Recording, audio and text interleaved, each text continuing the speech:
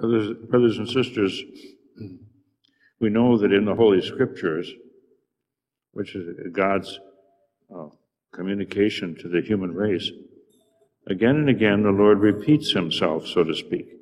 There are themes or patterns of happenings that happen again and again, and they are similar. This is all part of God's plan of communication. Now, the Old Testament, the beginning part of the Bible, prepares in many ways for the New Testament.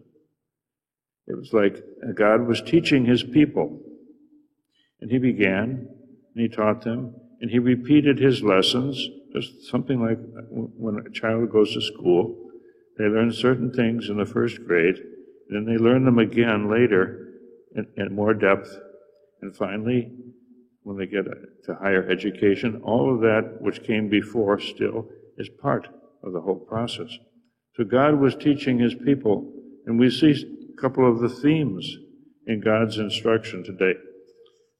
We hear about two marvelous, miraculous births. Miraculous births. Women who had no children conceived. And it was a miracle. God caused a miracle. First, in the mother of Samson. She was barren. She'd had no children. God, the angel came and told her, you're going to conceive and have a son. And it was Samson. That was a long time before Jesus. But Samson was one of those special people who were sent to save the nation. God raised up a kind of a savior, a savior with a small s.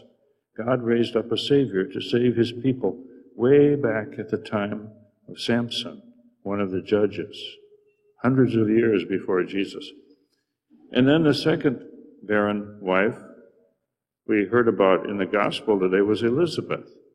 Elizabeth had no children, but God conceived, God sent an angel and worked a miracle so that Elizabeth became pregnant, and her son was another great one, John the Baptist.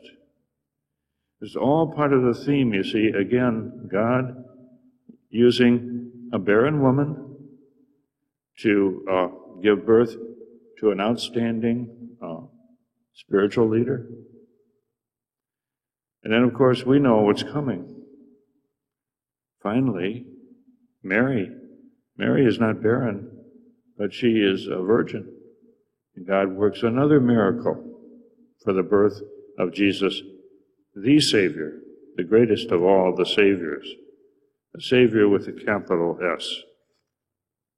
So God worked all these marvelous things, not just once when Mary conceived, but it had been happening before, finally, in its fullness. And that's, of course, Christmas, the birth of the Savior himself, Jesus. Now notice one thing here. It's a matter of faith. When Elizabeth conceived, the angel came. It was the angel Gabriel, the same one who came later to Mary. And Gabriel told Zechariah that his wife was going to have a baby. He had a hard time believing it. He said, how can this be? I'm an old man. And the angel said, you have not believed. You're going to be punished for your lack of belief. He said, you will be speechless until the time that this occurs. So God was not pleased with Zechariah because of his doubt. Now contrast that with Mary. Later, when the angel comes to Mary, contrast her reception. Mary doesn't understand, but she believes. You see, Mary believes where Zechariah doubted. So, the importance of faith. God always wants faith.